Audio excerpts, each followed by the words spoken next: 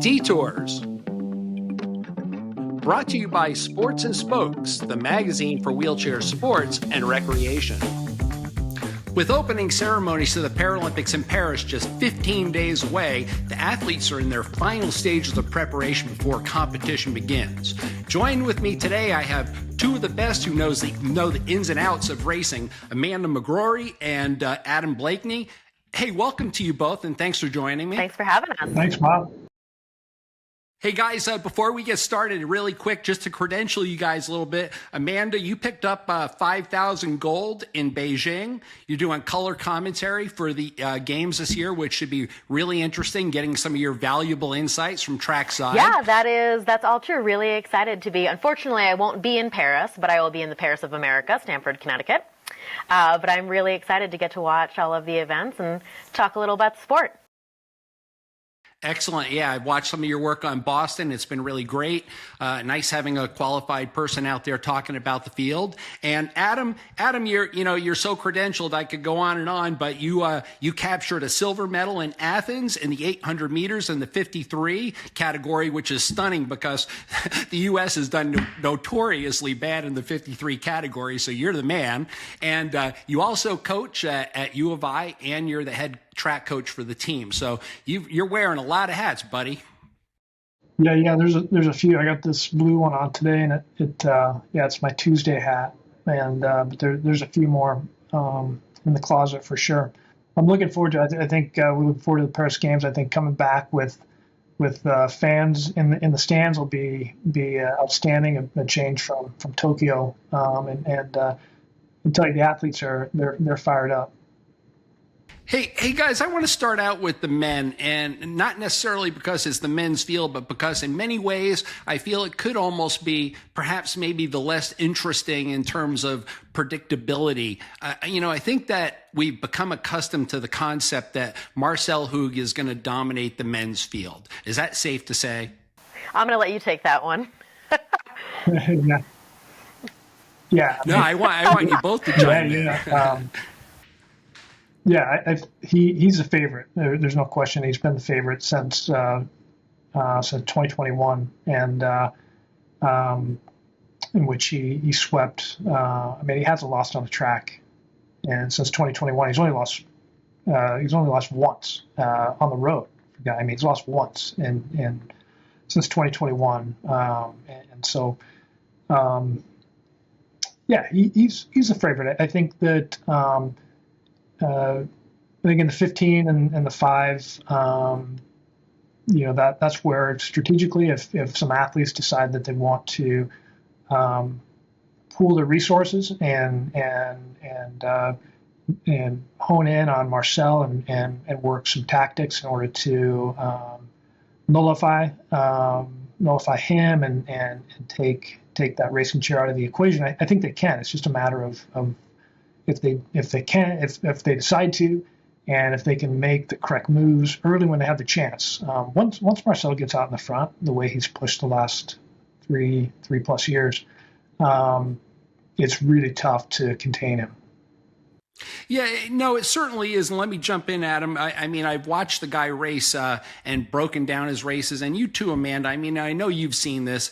Tokyo, this is no surprise. But as you said, he won gold 8 through the marathon. And in the marathon, he had like half of the rubber hanging off his hand rim. He just really, he really took care of the field there. But now he's 38 years old. Amanda, is this going to start to make a difference? As a 38-year-old who was retired because she felt like she was too old, I don't think so. Based on Marcelo's pushing times, these are the best. This is the best he's ever pushed in his entire career. And a 3-year undefeated streak is absolutely incredible. Everyone knows who he is. Everyone knows that he is the one to beat. But he knows that as well, and he's done a really, really good job keeping himself up ahead of the rest of the field. Okay, let's go to Daniel Romanchuk because this is clearly the number 2. These guys are going to swap it off back and forth. I like Daniel. I watched him race live in Miami. He's got blinding speed. I've never seen a guy close a gap like that. Big, long arms, powerful stroke. Over and over again, what I see as his downfall seems to be that he puts himself in the wrong spot at the wrong time. Does he lack confidence when he goes up against Hoog? Is that just what it comes down to? Well, yeah, I mean, I'll answer that because I see him every day and I've coached him since he was 16 years old. So no, to that question, he doesn't lack confidence. I think that I think what Daniel's had, he won the gold in the 400 in Tokyo. He's ranked number one in the world this year in the 800. He ran a 128, and so he's positionable. I think it comes down to, frankly, that in the 15 and the 5, that 54 class is so stacked and so deep, and generally pre-2021, anybody could likely get on the podium in any of those finals. I mean, I think in every games there's generally been one guy, and then the same on the women's side that was really dominant, and everybody keyed in on that person. But after that, there was a shot for anybody to get on that podium, and I think that's just the reality. There's your ability level, it's your fitness, it's your tactical decisions, and there's luck too. Sometimes it's just where you're at in the position. Sometimes I've seen people medal that probably wouldn't necessarily medal, but because they were just fortunately in lane one, and that opened up the last 150 meters because the rest of the pack was pushing two and out. It was just like the gates of heaven opened up, and there they were, and they finished with a bronze or silver. And so, anyways, just say that there's some luck that runs into it too, unless you're 10 meters off the front of the pack, and then you can. Adam, and Amanda, I know you've got to be ready for whoever it is that's going to be out there in those fields. I mean, sometimes it becomes unexpected. I can recall, and I think that you both do, maybe in 2000, unexpectedly, we had the tie racers. Remember when Prosopchuk, Klungren came on the scene, and Rawat Tana, and I'm sitting up in the booth. I don't know who the heck these guys are. Are there unexpecteds? Are there who fills out this field, and who are those people who you may see on the podium stand who maybe we don't expect?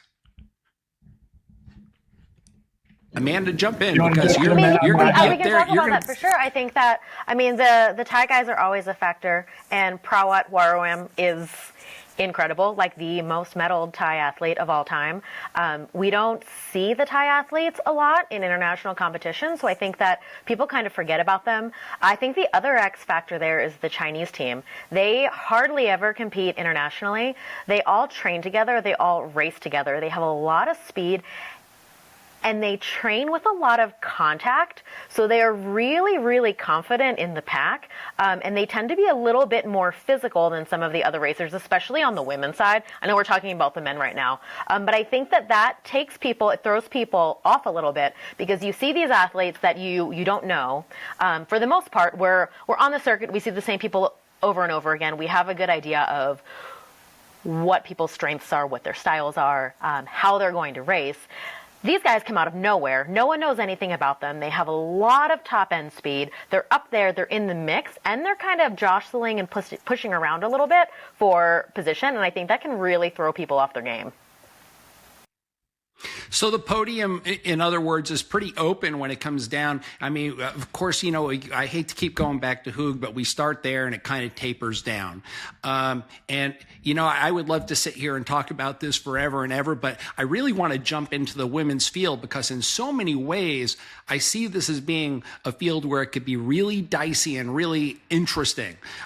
We've got Susanna Scaroni. She picks up the 5,000, gold, and then she loses her glove in the 800. She comes home, she gets hit by a car, but she's back. Here she is. She's ready to go.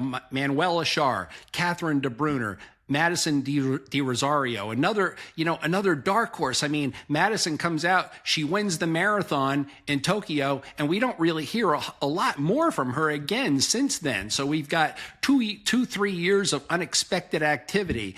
Eden Rainbow Cooper, breakout star. Tatiana McFadden going for, the medal count. What do you see, Amanda? How do you see the women's field shaking So I down? think that, they're my top picks. You've done your research. You know who's there. I think that Madison De Rosario was a really, really interesting one. She's harder to predict than anyone else.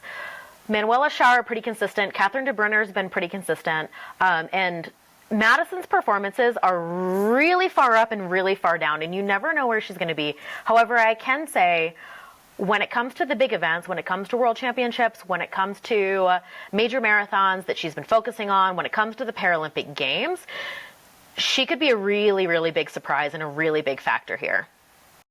We'd like to take a minute to thank our sponsor, Sports and Spokes Magazine.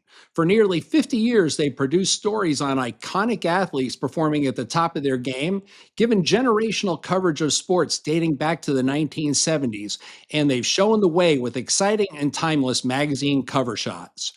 To stay on top of all the latest news from the world of high-performance adaptive sports, go to sportsandspokes.com. Sports and Spokes, the magazine for wheelchair sports and recreation. Okay, so I want to talk really quickly about Eden. Eden Raybo Cooper comes out. I mean, we know who she is, but not really, and nobody is really expecting her to hold on to this lead that she's got in Boston. You were there.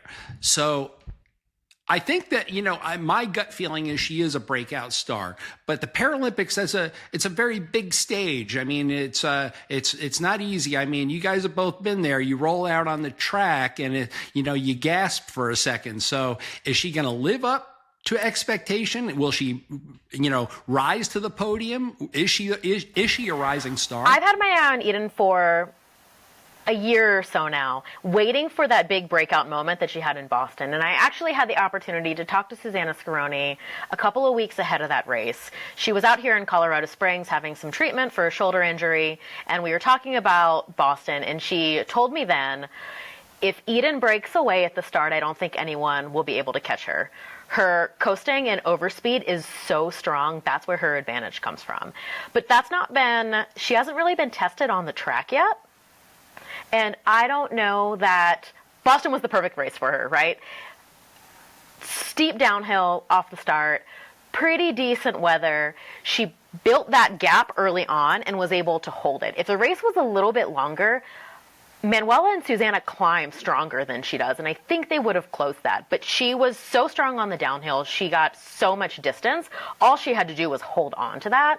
And so I don't know if that's something that's going to translate to the Paris Marathon course, and I definitely don't know if it's going to translate to the track. I don't think she can be counted out, but that huge win margin, I don't think that's something we'll see again in Paris.